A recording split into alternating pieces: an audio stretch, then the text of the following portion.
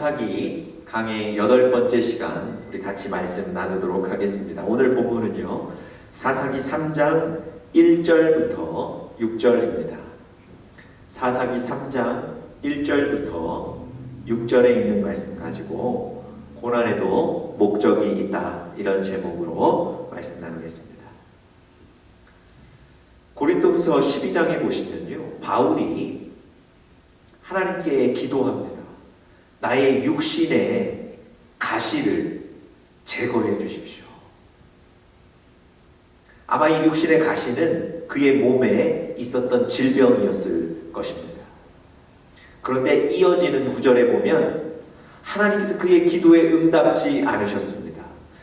여전히 바울의 몸에는 그를 괴롭히는, 아프게 만드는 가시가 그대로 있었습니다.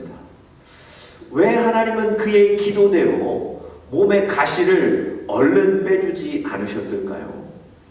여러분, 이 바울은 위대한 복음 전도자였습니다. 그 위대한 복음 전도자가 아마 몸까지 건강했다면 그 복음의 사역이 얼마나 확장이 됐겠습니까? 하나님이 원하시는 건 그것 아니었을까요?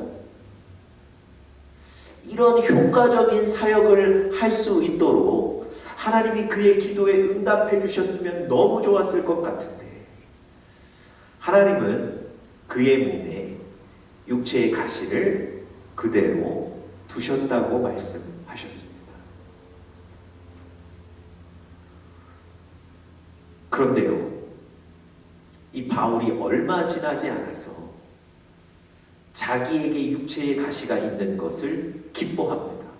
심지어 자기 몸에 있는 육체의 가시를 자랑하겠다고 얘기합니다. 왜 이렇게 변했을까요?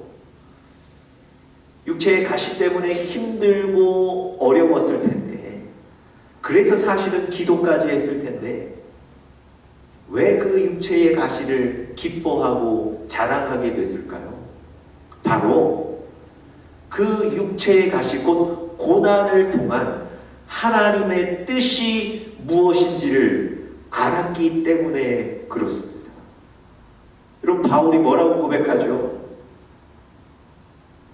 약함이 곧 강함이라고 얘기하는 거예요. 우리의 약함 가운데 하나님의 은혜가 더 크게 임한다는 거예요. 하나님의 은혜는 약한 데서 온전하여지는 것, 온전하게 만드는 것이 하나님의 은혜이기 때문에 지금 내가 육체의 가시로 인해 약해 있는 것, 이때에 하나님의 은혜가 더 크게 임한다는 거예요. 그런 의미에서 나는 약하지만 가장 강한 사람이다, 하나님의 뜻을, 은혜를 깨닫게 되는 겁니다.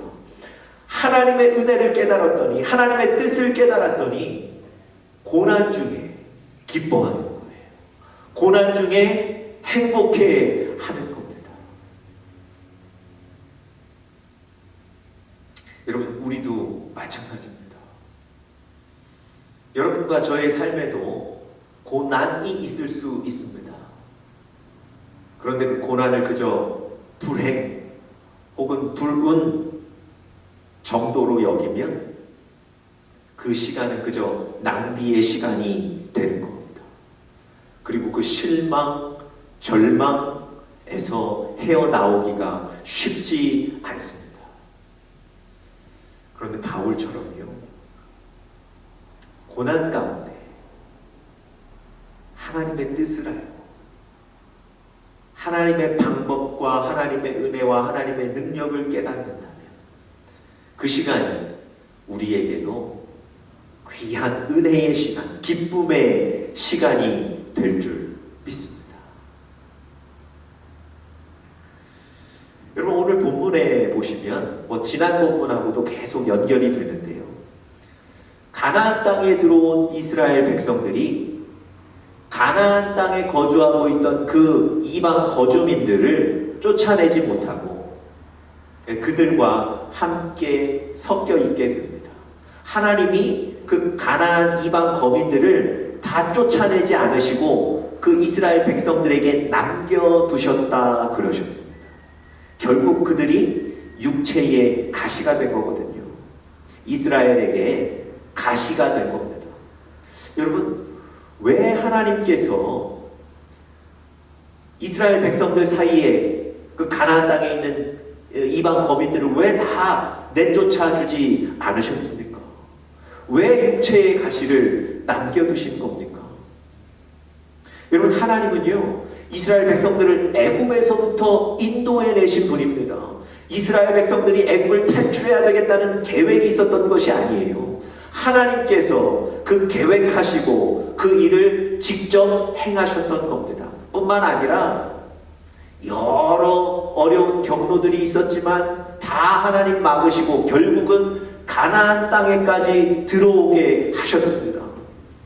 여러분, 강물이 넘쳐 흘렀던 요단강도 건너게 하셨고요. 그 강하고 높은 여리고 성도 하나님이 다 무너뜨려 주셨어요. 그렇게 가나안 땅에 들어오게 하셨는데 왜 하나님이 마지막 순간에 그 가나안에 있던 거민들을 쫓아내지 않고 그냥 이스라엘 백성들 사이에 머물게 하셨을까요? 왜 그러셨을까요? 여러분, 시편 119편 71절에 보면 하나님 이런 말씀하십니다. 고난당함이 내게 유익이다. 이로 인하여 우리가 주의 율례를 배우게 되었습니다. 여러분, 하나님께 성경을 통해서 여러분과 저에게 분명하게 말씀하십니다. 고난은 단순히 괴로움, 어려움, 불행이 아니고요. 여러분과 저에게 유익이다 그러셨어요. 여러분, 여러분과 저에게 고난이 있을 때 우리 그리스도인들은 반드시 그 고난을 통해서 유익을 찾아야 합니다. 유익을 얻으셔야 돼요. 왜냐하면 그것이 하나님의 뜻이기 때문에 그렇습니다. 도대체 하나님이 이 고난 가운데 무엇을 계획하셨기에, 무엇을 의도하셨기에 우리에게 그 고난이 유익이라고 말씀해 주셨을까요? 우리 오늘 본문에서 짧게 몇 가지 그 하나님의 의도가 무엇인지를 좀 살펴보면서 서로 은혜가 될 수 있기를 간절히 바랍니다. 첫 번째는요, 우리를 시험하시기 위해 고난을 주셨습니다. 우리를 시험하시기 위해 고난을 주셨습니다. 1절에 보시면 여호와께서 가나안 모든 전쟁들을 알지 못한 이스라엘을 시험하려 하셨다 그랬어요. 이스라엘 백성들 사이에 그 거민들, 이방 거민들을 그대로 놔두신 것은 이 이스라엘 백성들을 시험하려 하십니다 그러셨어요. 우리가 지난번 사사기 강해에도 이 시험이라는 단어를 가지고 좀 깊이 나눴는데요. 시험은 단순히 무너뜨리려는 것, 넘어뜨리려는 시도가 아니고요. 이 시험은 테스트하는 거예요. 여러분과 저를 사랑하시고 여러분과 저를 세우시기 위해서 하나님이 우리를 테스트하는 거라고 말씀드렸습니다. 오늘 본문에 보시면요, 하나님께서 이 시험을 하는 대상이 누구인지가 조금 더 분명하게 나와 있습니다. 1절 다시 한번 보십시오. 여호와께서 가나안의 모든 전쟁들을 알지 못한 이스라엘을 시험하려 하셨다 그랬습니다. 가나안에 들어오면서부터 얼마나 많은 전쟁들이 있었습니까? 그 전쟁들을 알지 못하는 이스라엘 백성들을 대상으로 시험하신다는 거예요. 여러분, 전쟁을 알지 못하는 이스라엘, 어떤 사람들일까요? 지금까지 사실은 이 전쟁을 통해서 이스라엘 백성들은 하나님 되심을 알았습니다. 하나님의 능력도 알았고요. 하나님의 방법도 알았고요. 그래서 이 전쟁이 바로 하나님의 손에 있다는 것도 알게 되었습니다. 사람의 손에, 무기에, 또 군사의 숫자에 전쟁의 승패가 달려있지 않고 하나님의 손에 전쟁이 있다는 것을 알게 됐어요. 다시 말씀드리면 이스라엘 백성들에게 이 전쟁은요, 하나님을 나타내시는 수단이었습니다. 그리고 이스라엘 백성들은 그 능력의 하나님, 사랑의 하나님을 인정하는 그런 귀한 통로가 되었던 겁니다. 그런데 오늘 본문에 보시니까 가나안에 들어와서 있는 모든 전쟁들을 알지 못하는 이스라엘. 다시 말씀드리면 하나님의 뜻이 무엇인지도 잘 모릅니다. 하나님의 방법이 무엇인지, 하나님의 은혜가 무엇인지, 하나님의 나에 대한 사랑이 무엇인지 불확실한 사람들, 믿음이 연약해 있는 사람들, 그 사람들을 상대로 하나님이 지금 테스트 하신다는 거예요. 지난 사사기 강해에 이 시험이라는 단어를 설명하면서 말씀드렸는데요. 하나님이 이 시험을 통해서 우리를 테스트해 보신다 그랬는데 무엇 보기를 원하신다 그랬습니까? 여러분 2장 22절, 사사기 2장 22절에 보면 이런 표현이 있어요. 이는 이스라엘이 그들의 조상들이 지킨 것 같이 나 여호와의 도를 지켜 행하나 아니하나 그들을 시험한다 그랬습니다. 그들이 하나님의 말씀을 귀하게 여기는가? 그들이 하나님의 말씀대로 사는가? 다시 말씀드리면 하나님을 인생의 주인으로 인정하는가? 하나님 그것 보기를 원하시는 거예요. 여러분 지금 전쟁을 알지 못하는 이들, 하나님의 능력과 하나님의 뜻과 하나님의 사랑을 알지 못하는 믿음이 불확실한 이들에게 하나님은 여전히 나는 너희의 하나님이 된다. 너희들이 나를 하나님으로 참신으로 인정하고 있는가? 인생의 주인으로 모시고 있는가? 이것 확인하기를 원하신다는 겁니다.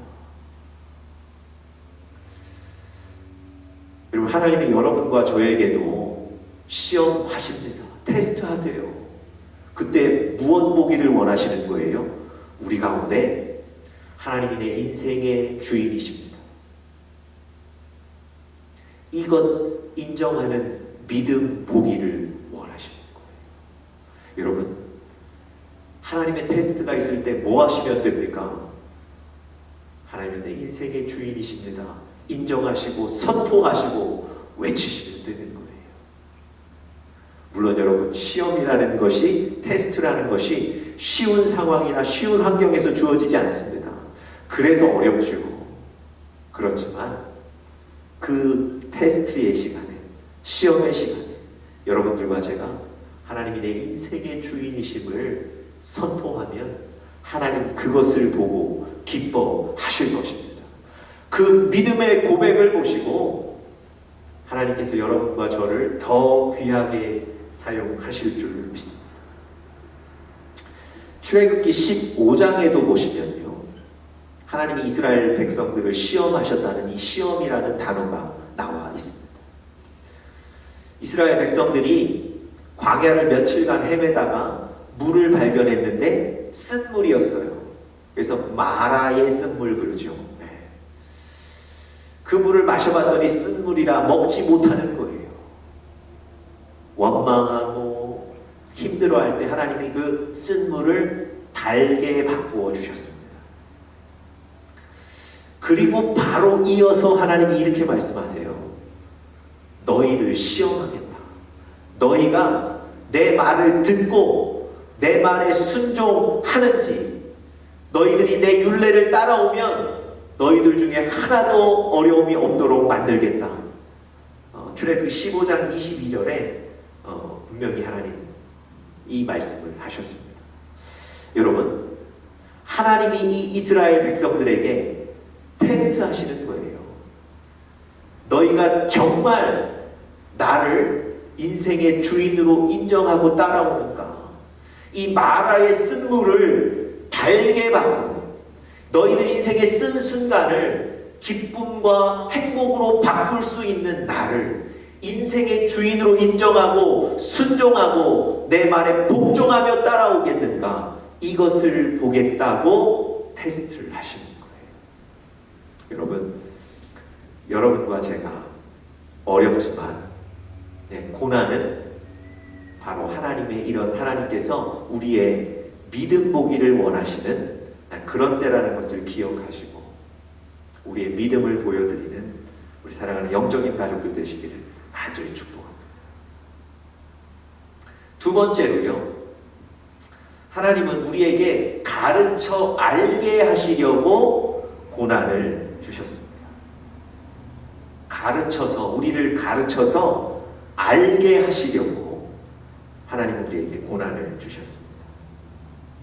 오늘 본문 사사기 3장 2절에 보시면요, 이스라엘 자손의 세대 중에 아직 전쟁을 알지 못하는 자들에게 다시 한번 고난을 주시는 그 대상들을 설명하죠.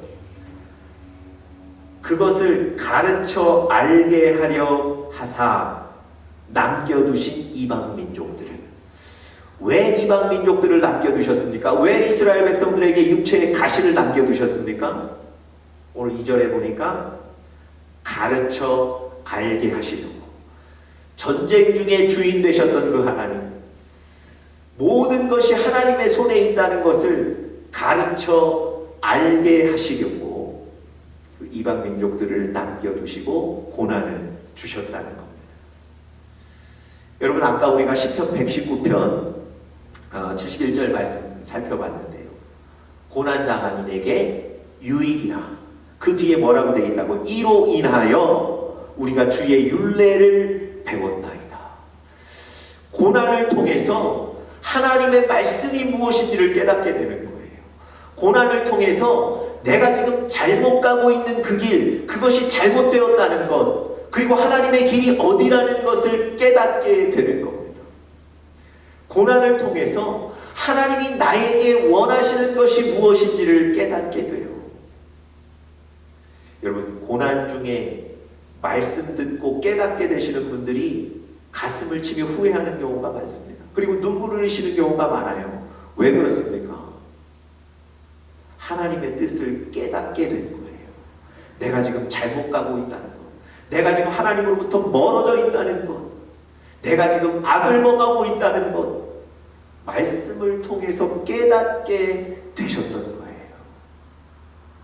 여러분, 오늘 하나님께서 3장 2절에 분명히 말씀하셨던 것처럼 우리에게 고난이 있는 것은 가르쳐서 알게 하시려는 하나님의 목적과 의도인 것입니다. 여러분, 엘리야가 이세벨 여왕의 위협을 받게 돼요. 엘리야를 잡아서 죽이겠다. 여러분, 엘리야가 그 말에 두려움을 느끼고 광야로 도망을 갑니다. 그리고 로뎀나무 아래에 앉아서 하나님께 나 이제 그만 살고 싶습니다. 그냥 나를 데려가십시오. 하나님께 죽기를 구하는 그런 사람이 됐습니다. 이게 엘리야에게는 고난의 시간 아니었겠습니까? 여러분, 이 고난의 시간에 하나님이 엘리야를 찾아오세요. 수고하고 지치고 어려워 있는 그 엘리야에게 쉬라고도 얘기하시고요, 먹을 것도 주세요. 그리고 그를 호렙산으로도 인도하시고요, 또 그에게 새로운 사명도 주세요. 뿐만 아니라 내가 너 홀로 외롭게 남겨둔 것이 아니고 7천여 명의 하나님을 따르는 믿음의 사람들이 아직도 있다는 것도 가르쳐 주세요. 여러분, 엘리야는요, 이 고난의 순간, 고난을 통해 하나님의 위로를 깨닫는 거예요. 하나님의 뜻을 깨닫는 거예요. 여러분, 아마도 이 엘리야가 850명의 그 이방 선지자들과 전투에서 이기고 난 뒤에 내가 이 일을 했다는, 내가 이 일을 할 수 있다는, 아마도 그런 어떤 그 사람들의 환호와 또 칭찬을 들으면서 그런 교만에 빠졌는지 모릅니다. 그런데 하나님은 여전히 말씀하세요. 이세벨의 위협 하나에도 무너질 수 있는 것이 바로 우리의 모습이다. 우리의 힘으로 되는 것이 아니고 하나님의 뜻과 하나님의 능력으로 일들을, 사명을, 인생을 감당할 수 있다. 하나님 그것을 보여주시고 가르쳐 주신 겁니다. 여러분, 다윗의 일생도 우리가 천천히 살펴보면 고난의 연속이었어요. 그런데 여러분, 다윗이 그 고난을 통해서 하나님의 뜻을 깨닫는 거예요. 하나님이 나의 기도에 응답지 않으시면 나는 무덤에 내려가는 자와 같습니다.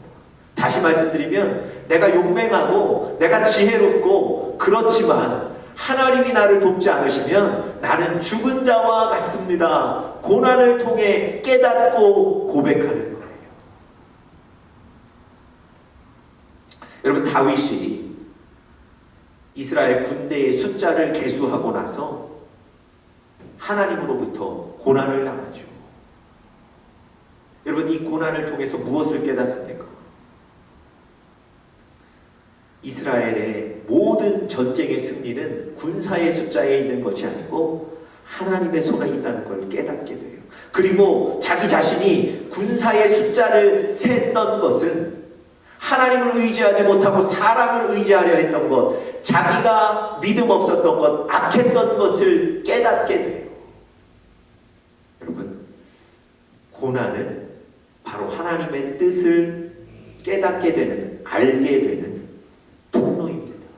하나님이 가르쳐서 알게 하시려고 이 고난을 주시는 거예요. 여러분, 고난의 순간에 하나님 나에게 무슨 말씀을 하고 싶어 하시는가?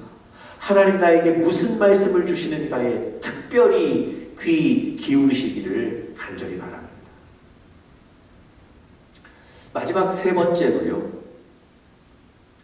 하나님과의 관계를 회복시키려고 고난을 주십니다.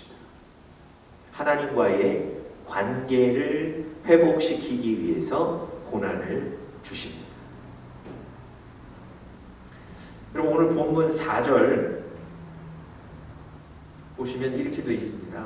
남겨두신 이방 민족들로 이스라엘을 시험하사 여호와께서 모세를 통하여 그들의 조상들에게 이르신 명령을 순종하는지 알고자 하셨더라. 이스라엘 백성들이 하나님의 말씀을 귀하게 여기고 그 하나님의 말씀에 순종하고 복종하여 사는지 그것을 보시려고, 그것을 아시려고 다시 고난을 남겨두셨다는 겁니다. 여러분, 순종한다는 것, 하나님과의 관계가 좋았을 때 얘기예요. 이스라엘 백성들이 하나님과의 관계가 좋았을 때는 그 말씀을 잘 듣습니다. 뿐만 아니라 삶에 실천하는 거예요. 그런데 하나님과의 관계가 멀어지거나 믿음이 약해졌을 때는 하나님 아무리 말씀하셔도 듣지 않고요. 더군다나 순종하지 않습니다. 여러분, 하나님께서 이스라엘 백성들이 하나님의 말씀을 잘 듣고 순종하는지를 보시기 원하신다는 얘기는 하나님과의 관계를 회복하시기를 원하신다는 거예요. 하나님은 여러분과 저에게 주시는 그 고난을 통해서 우리가 다시 하나님과 가까워지기를 원하시는 거예요. 다시 하나님의 주인됨을 인정하시고 하나님 말씀을 들으시고 순종하는 것, 그것을 원하세요. 여러분, 징계의 목적은요, 괴로움 아닙니다. 고난의 목적은 우리를 어렵게 만드시려는 게 아니고요. 지금 제가 말씀드렸던 것처럼 고난의 목적은 회복이에요. 우리의 회복입니다. 하나님은 여러분과 저의 영적인 부분의 회복을 위해서 고난을 주시는 거예요. 그래서 여러분, 고난을 통해서 여러분들과 제가 깨닫고 회복이 되면 하나님은 그 징계를 멈추십니다. 꼭 기억하세요. 이 고난이 왜 왔나? 야, 불행하게, 운이 없게도 왜 나에게 왔는가 생각하시는 것이 아니고요. 하나님이 나를 다시 하나님과 가까워지기를 원하신다. 내가 어떤 부분에서 회복해야 될 것인가를 구하시고 생각하시기를 바랍니다. 그런데요, 고난을 통해서 다시 하나님께 가까이 간다는 것이 이론상으로는 알 수 있겠지만 쉬운 일이 아닙니다. 오늘 본문 5절, 6절을 한번 보세요. 5절, 6절에 보면 하나님께서 지금 이런 고난을 왜 주셨는지, 왜 그들에게 이방 족속을 내쫓지 않고 그대로 남겨두셨는지 이유들을 지금 계속 설명하셨어요. 하나님의 의도와 목적을 설명하셨어요. 그런데 5절, 6절에 그들의 모습이 어떻습니까? 여전히 그들은요, 이방 족속들 가운데 거하고요. 그들의 아들과 딸들을 다 받아들이고요. 그들이 섬겼던 이방 신들, 우상들을 같이 섬기고 있다고 얘기합니다. 여러분, 하나님이 고난을 이런 목적을 위해서 주셨구나. 들으면 금방 돌이킬 수 있을 것 같은데 여러분, 쉽지 않습니다. 오늘 이스라엘 백성들처럼 그 말씀을 듣고도 알고도 여전히 하나님과 멀리 떨어져 있는 거예요. 여러분, 고난 그냥 오는 것이 아닙니다. 하나님이 여러분과 저에게 분명한 목적을 가지고 주셨는데요. 시험하신다는 것, 우리의 믿음 보시기를 원하신다는 것, 그리고 하나님의 뜻을 가르쳐서 알게 하려 하신다는 것, 그리고 하나님과의 관계를 회복시키려고 하신다는 것. 여러분, 이런 하나님의 분명한 의도와 목적을 깨닫고 고난을 바라고, 그래서 바울과 같이 오히려 기뻐하고 자랑하는 여러분들과 제가 될 수 있기를 간절히 축복합니다. 북유럽 바다에 정어리들이 많이 잡힌답니다. 그런데 이 정어리들을 산채로 가져와야만, 한국까지 산채로 가져와야만 아주 높은 가격에 팔 수 있는데, 대부분 정어리들이 한국까지 오면 다 죽어버린답니다. 그래서 여러분, 이 정어리를 운반하는데 정어리의 천적인 메기를 그 어항에 같이 넣는답니다. 그러면요, 희한하게도 이 항구에 와서 열어보면 정어리들이 대부분 살아있답니다. 여러분, 이상하죠? 천적인 메기 때문에 정어리들이 오히려 죽을 것 같은데, 여러분, 그 천적인 메기 때문에 오히려 발버둥치며 사는 거예요. 여러분, 여러분들과 저에게 있는 그 고난 때문에 우리가 넘어질 것 같은데요, 쓰러질 것 같은데요, 절대 그렇지 않습니다. 우리는 그것 때문에 오히려 하나님과의 관계를 회복하고 살게 되는 거예요. 고난을 그렇게 바라보는 우리 믿음의 가족들 되시기를 간절히 축복합니다.